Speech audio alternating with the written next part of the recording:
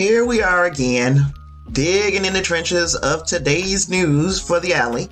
And I'm Tasha Pierce, by the way. The Alley is the sideshow of Sinister Silhouettes, where we're going to talk more about things that are kind of currently going on in the news. And here's our first story. Florida woman facing charges after allegedly giving infant grandson a lethal concentration of medicine.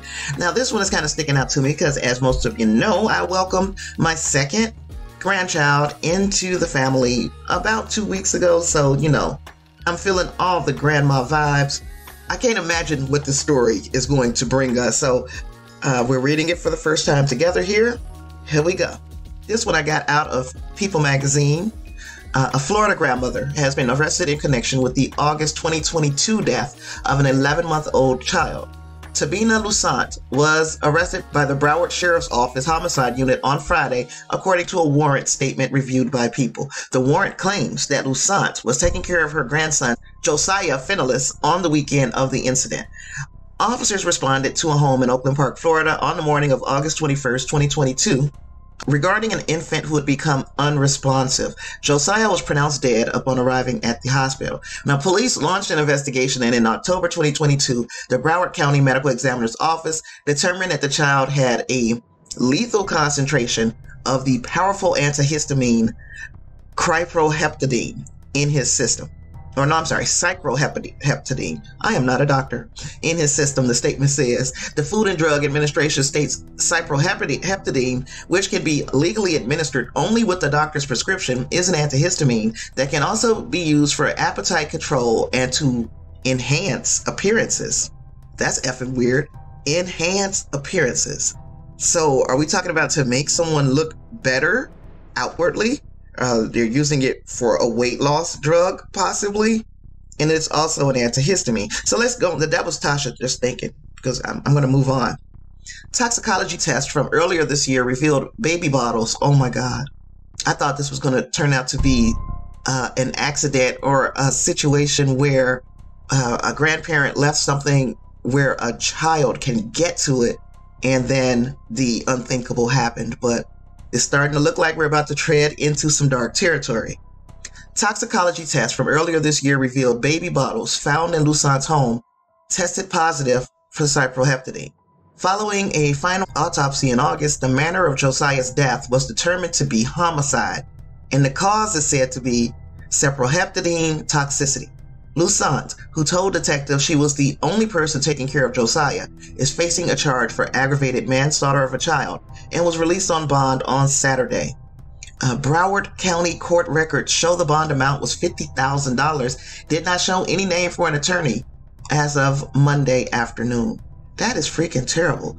So my question is, what in the absolute hell would make you put this stuff in your grandchild's bottles? If she did it, is she taking the rap for someone else? We got to go with the facts as they have been reported by People magazine here, and as reported on the arrest affidavit. And the only thing that I can think of is that she was trying to make this baby go to sleep, because we know that there are certain antihistamines such as Benadryl that will induce sleepiness in children. There are others, of course. Antihistamines will give you the drowsy effect. I use diphenhydramine, which is the active ingredient in Benadryl. It's one of them. I use that on occasion to put myself to sleep. I would never in a million years administer that to a child in the effort to get them to go to sleep. And of course, that part of this whole sleep angle is my own speculation. But honestly, is there any other reason why you would administer a high dose of antihistamines to a baby in their bottle? That's the only thing I can think of. It's sick. It's stupid. I'm not even in agreement with when we have infants who kind of stay up at night and then the parents want to throw melatonin at them. I'm not even in agreement with that. Let that child run themselves ragged and fall asleep. And then you, as the adult in the situation, work on getting that child on a schedule. And it takes discipline on the adult's behalf to get a child on a schedule. But then it's to your benefit when you do it. So that is where I'm sitting on this one. A horrible story. We got another one coming from People, because this is a story that I had heard about, but I didn't read the article. So I'm going to read this article here with you, and we are going to talk about this road rage incident.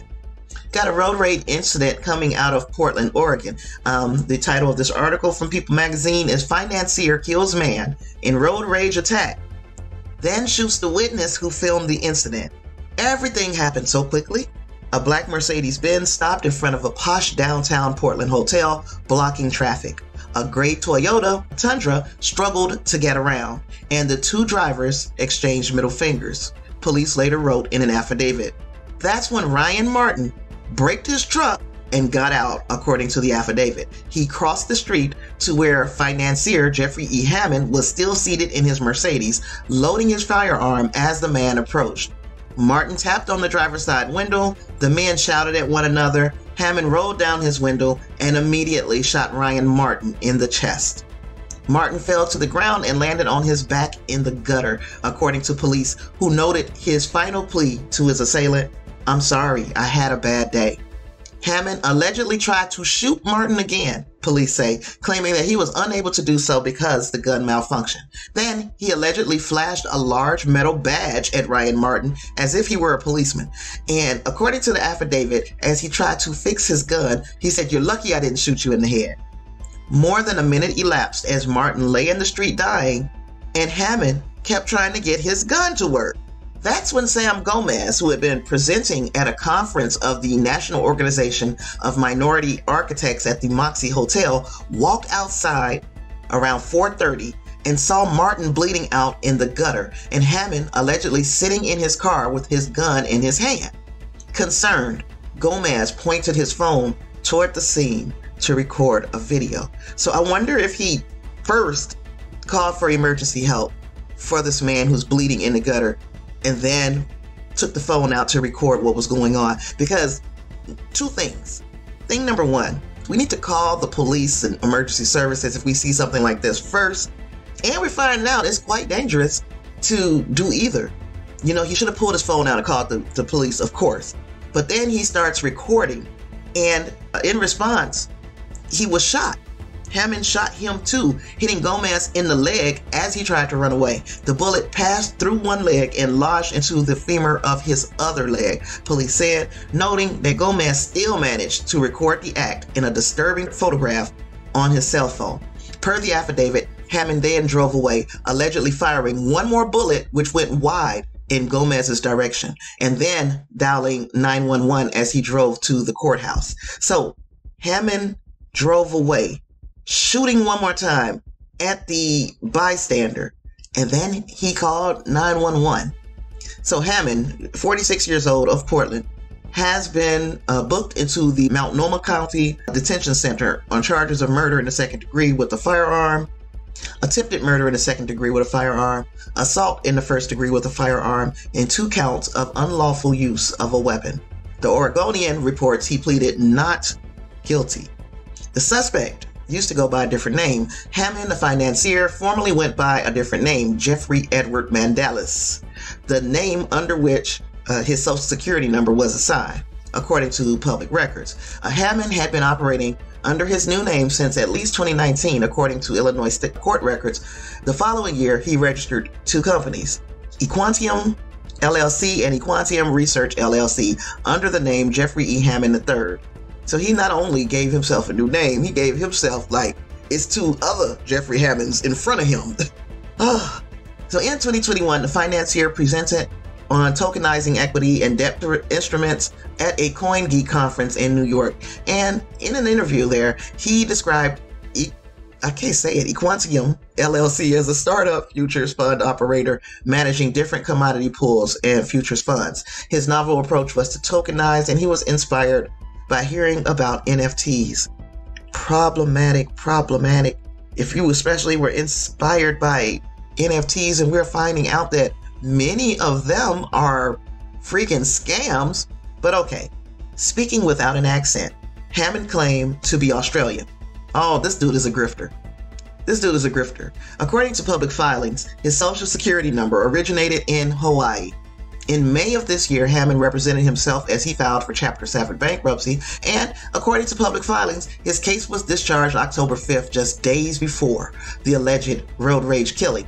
And he represented himself in filing for Chapter 7. I wonder if that is as a result of maybe conning people out of money through this Equantium LLC that he has set up that is modeled after freaking NFTs. Anywho, Portland police officers arrived on the scene last Wednesday afternoon and began life-saving measures on the victims, the Portland Police Bureau said in a series of release statements. Alyssa Eisenstein-Kruger later recalled to KOIN 6 News holding Martin's hand as he bled out. She said, "I just held his hand and he was holding on. And I mean, you could tell he was dying." Fortunately for Alyssa, she did not come under fire by this Hammond, what was his real name? Mandalis.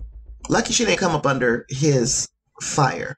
But anywho, Martin of Southwest Washington died at the scene, police said, noting that the medical examiner had determined his death to be homicide by gunshot. Gomez was hospitalized and underwent surgery, police said, noting in a statement last week that his injuries were not believed to be life-threatening. Describing Hammond's 911 call on the way to turning himself in, police said in the affidavit that Hammond freely admits to shooting both men, said that he was justified in doing so because Ryan Martin menaced him and because Sam Gomez might have had a weapon. That is getting so old, y'all. That is getting so old, because if we were in a society that did not idolize guns, and again, I'm not here to take your guns. We've got weapons here in my house, but I think there's a right to have a firearm, but then there is also an expectation of being responsible with the firearm. Because if you take the firearms out of the equation, what would we have had? We would have had two men arguing in the street, maybe. We would have had two men maybe fighting in the street, and maybe someone would get hurt. But shooting a person for walking up to your car is a cowardly act, especially if you saw no weapon, no threat to you. Why shoot this man? And then Gomez might have had a weapon. So he might have had a weapon. He might have. Gomez just came out because he heard the goddamn commotion in the street. Of course he's going to come out, and of course he's going to start recording, because that is another thing that we have turned to in our society. They start recording. That's almost an expectation at this point. Anywho, I'm going to finish reading the article. Hammond wound his way to the top floor of a parking garage across from the courthouse and soon after turned himself in, and really thought he had the right to kill a person and attempt to kill another. Hammond later allegedly told police that he knew Martin was unarmed, that he would have shot him again had his gun not malfunctioned, and that he shot Gomez because he thought Sam Gomez may have been planning an ambush, which he recognized as a military tactic. This is sick. So either this man could possibly have some type of mental deficiency, mental impairment, or, I mean, why would you jump to that many conclusions? You knew Martin didn't have a gun. You shot him and you was preparing to shoot him again, had your gun not malfunction. You shot Gomez because he thought he may have been planning an ambush, which he recognized as a military tactic. And police also alleged that Hammond said that he believed groups of people were stalking him. Insane. So the title of this article was kind of, it made me feel like this is like a financier who just snapped. But this man actually seemed to have some problems, and using the word financier was kind of a loose usage of that word. Honestly, it looks like, as far as the reporting that I have read here in one article for People magazine, it appears to me that this man was a grifter. He filed bankruptcy. He was having a bad couple of weeks here. And then he shot this gentleman for an argument over being double parked. I don't even know what to say. I don't even know what to say beyond, we got to do better, y'all. We have got to do better. Okay, this story is coming to us from Law and Crime. Horrible story, and it is kind of a byproduct of the international news story that is coming out after the terrorist attacks by Hamas on Israel. So yeah, let's get into the story. Federal investigators announced Sunday that they've launched a hate crime investigation into the stabbing death of a 6-year-old Palestinian-American boy who was allegedly killed by his landlord over the war between Israel and Hamas. Wadia Al-Fayoum was killed Saturday, and his mother, Hanan Shaheen, was seriously injured when their landlord, Joseph Kazuba, 71 years old, allegedly stabbed his tenants at their apartment in Will County, Illinois. Deputies said that Kazuba stabbed his tenants with a serrated military knife that had a 7-inch blade. I'm going to go back real quick to the original article about this because I want you to get the full understanding of the why behind this, right? So this landlord stabbed the mother and her 6-year-old son, killing the child because the victims were Muslim. Now, I know this is not going to be a popular sentiment coming from me, but we do not condemn people because of their religion. We do not condemn people because of where they hail from. Because if that were the case, there would be a case to condemn everyone alive. Everyone alive is from something that has committed atrocities towards another someone. You get what I'm saying? Anywho, so he killed the victims. He killed the child because the victims were Muslim, because the war between Israel and Hamas. Authorities said that the mother called 911 on Saturday morning to say that her landlord had attacked her with a knife. According to deputies, she said she ran into the bathroom and continued to fight him off as she dialed 911. All of this, of course, is alleged. Let me make sure that I put alleged in there. According to written text messages reportedly sent to the father of the boy by the mother from the hospital, the landlord had been angry with what he was seeing in the news. Then he knocked on their door. When she opened, he tried to choke her. She is in Illinois. He watched some stuff that happened in Israel. So he goes to a person in Illinois and attacks her. He choked her, attacked her with a knife, and said, "You Muslims must die." When she ran to the bathroom to call 911, she came out to find out that he had stabbed her baby to death. And the organization identified this child as Wadia Al-Fayoum. He celebrated his birthday, 6th birthday, a couple of weeks before he was murdered. Deputies said they arrived at the home of an unincorporated Plainfield Township to find Kazuba sitting upright on the ground near the driveway of the home. They took him to a hospital because of a laceration to his forehead. Law enforcement said they found the woman and the child in the residence suffering from stab wounds to their chest, torso, and upper extremities. Authorities said the woman was in serious condition from more than a dozen stab wounds to her body, but she was expected to survive. The child was taken to the hospital in critical condition, but he passed there. Forensic pathologist conducting the autopsy removed the knife from the abdomen of the boy at that time. The 6-year-old boy was stabbed 26 times. The mother and son had lived on the ground floor of that home for 2 years with no previous problems from the landlord. So this landlord, based upon coverage of the situation, the horrible situation coming out of Israel at the hands of the terrorist group Hamas, this man was radicalized, and he attacked a family who has been living in the home that he is renting to them. They've been there for 2 years. So, you know, they have nothing to do with what went on in Israel just a couple of weekends ago. I can't understand how you can conflate these two things.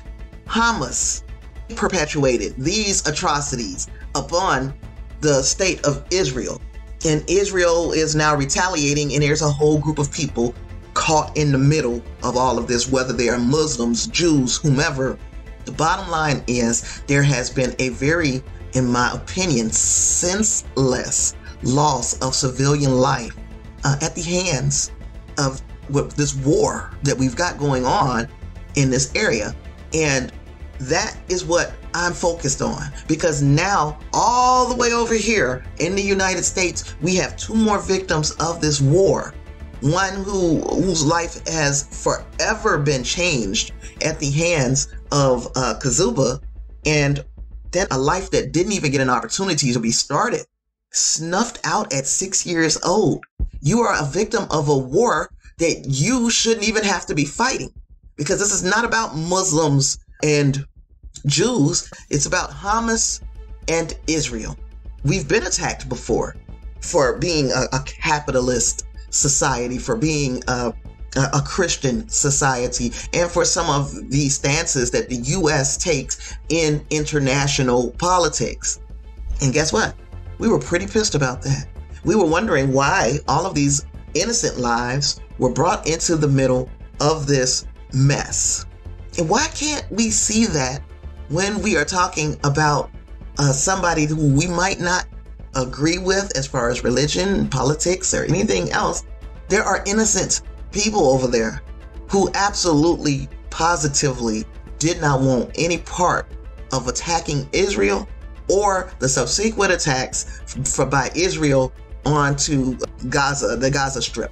This to me is, it's like, what do we call it? Ouroboros. It's the snake eating its own tail. The shit never ends. After his release from the hospital, Kazuba allegedly told investigators nothing about the attack, but authorities said they were able to find enough information from interviews and other evidence to charge him with first-degree murder, attempted first-degree murder, aggravated battery with a deadly weapon, 2 counts of hate crime. Detectives were able to determine that both victims in this brutal attack were targeted by the suspect due to them being Muslim and the ongoing Middle Eastern conflict involving Hamas and the Israelis. Keir Chicago says that lopsided statements from officials and media coverage created the atmosphere in which this crime happened. This unthinkable, senseless crime did not happen in a vacuum. And I am inclined to agree. I am not anti-Semitic. I don't have any issue. People who are Jews by religion, or people who their heritage is a Jewish heritage, no problems. Please don't put that on me. Also, don't put it on me that I have an issue with Muslims or Middle Eastern people. Neither of those things are the case. But if I put myself in the position of an innocent civilian, I can do that because I'm an innocent civilian. So it's easy for me to see the world through the lens of people who are being killed because of political or religious reasons that has nothing to do with them. Nothing. If I was walking down the street right now and saw people being attacked, I could empathize with them because we were all doing the same thing. We just trying to live. And that brings us back to the DOJ stepping in, the federal investigators coming in on behalf of this family to investigate this man, Joseph Kazuba, for hate crimes against Hanan Shaheen and her son, Wadia Al-Fayoum, who, again, was lost at 6 years old. They're stepping in on behalf of them because they were targeted for a hate crime. Now, here's a statement from U.S. Attorney General Merrick Garland. He said, on behalf of the entire Justice Department, I want to express my deepest condolences to this family and this community as they grieve the loss of this baby. The department is limited in what more it can say because this is an ongoing criminal investigation. Okay, so law enforcement said Kazuba attacked the family because they were Muslim because of the Israel-Hamas war, which started after the terrorist organization Hamas launched a wide-scale attack on border towns in southern Israel on October 7th, going as far as to kidnap and kill civilians. Israel's military response has devastated the civilian population in the city of Gaza. President Joe Biden spoke about this young child's murder, saying, "The child's Palestinian Muslim family came to America seeking what we all seek, a refuge to learn, live, and pray in peace," the White House said in a statement. This horrific act of hate has no place in America and stands against our fundamental values, freedom from fear of how we pray, what we believe, and who we are. We are seeing us as a nation. We're backtracking on some of the promises that we have made to the people who came here seeking refuge and also to the citizens of the United States. It's not just this situation. we know that for a long time, if you were anything outside of one of the Christian denominations, it's almost like your opinion is moot here anymore. Because the things that we believe, if they're contrary to what the entire group, the collective, believes, then you find yourself being ostracized by the collective. We can't even be who we are anymore because, again, you got to fit in to one of these groups. You have to be this or that. There's nothing in between. Who we are is even in question. And that's crazy. It's 2023. We're taking steps back. After years of progress, we are seeing ourselves return to some very, very dangerous thinking. And that thinking is being spread an awful lot faster because we have tools like the internet and social media at our disposal. So lots of people, many people, in fact, most people use these tools for good. But we have people whose voices are amplified a whole lot louder than ours who are using it to spread a hateful and divisive message. And yeah, this is a byproduct of all of that. This child's death is a byproduct of the perfect storm of bullshit that we have been allowing in this nation of the United States. And if you're listening from another country, you're hearing it from me. If you don't hear it from anybody else, I'm going to give it to you straight because I don't have a dog in the fight. I'm not religious, not overtly political, so don't have a dog in the fight. I can almost tell you with certainty that the ideals and fundamental values that this country swears that it is built upon is going down the tubes. It's going down the toilet. We're becoming hypocrites. And by we, I don't mean you and me, the small people. I mean the structure of this shit is crumbling. The foundation is extremely weak right now.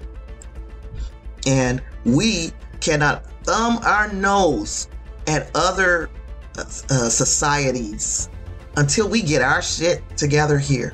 Because right now, our shit stinks. It stinks. The news is radicalizing people. Our political figures are radicalizing people. We are creating a powder keg. And we're going to find ourselves like we look down our noses and we are very judgmental about what goes on in other countries and other civilizations. But right now, our shit stinks. You ain't got to believe me. You ain't got to believe me. You're going to learn. We're going to learn. These are problems that we are creating, and we are not preparing the next generation to deal with our stupid shit. Anyway, I saved that story for kind of last because it broke my heart. Really and truly it did. There was absolutely no reason for this child to have to die in such a horrific manner. We have to separate the individual from the group. So yeah, these people may have been Muslims, may be Palestinian. They over here for a couple of years at least. Yeah, it's fucked up, y'all. It's all fucked up now. Anyway, so these little very spontaneous, I'm just going to read an article and react to it type episodes are in conjunction with my more scripted episodes that I do towards the weekend. I just had to get some of this shit off my chest. It's just crazy. There are other stories that I wish I would have covered today, and I probably need to just put out another episode with some other stories in it because, good Lord, it's so much going on. Now, if you guys don't remember, I started this podcast, gosh, what year was it? Was that 2020? Might have been 2019, 2020 that I started Sinister Silhouettes. Then I took a very long hiatus after the 2020 election. I took a very long hiatus for mental health purposes. This is why I don't cover murder and mayhem every day, because it truly affects me. I'm an empathetic person, and it truly affects me. And this was one of those stories that has affected me. I mean, the whole situation in Israel versus Hamas has affected me, of course. You know, how can you live in this world and not feel for those people? That's when I know I need to pull away from murder and mayhem. We can go into some dark history, or we can go into some paranormal. We can go into anything but murder. Anything but murder. Because it's so hard. And for those people who have been doing true crime for years and they are equally as affected, but they continue doing it, kudos to you. But I do want to talk about things that give us time to pause and reflect, and things that have a greater meaning. And so I have to put my anxieties aside and come back to talk about some of the atrocities that we can commit against one another as human beings. And it's sad. It's very sad, but it's necessary for the stories to be told, to be amplified, so people can possibly get out of their echo chambers and hear it from somebody else, somebody different. So if there's somebody that you think would be interested in Sinister Silhouettes, please share the podcast with them. I'm looking to grow an audience, and I'm going to need your help to do that. If you'd also like to support the show financially, you can look in the show notes for my coffee page. You can buy me a taco, because I do tacos instead of coffee, y'all. I can make me a good cup of coffee here, but I want a taco every now and then. With all of that being said, I appreciate you being here with me this week. I look forward to talking to you towards the end of the week. See you next time, Shadowy Sleuths. Peace.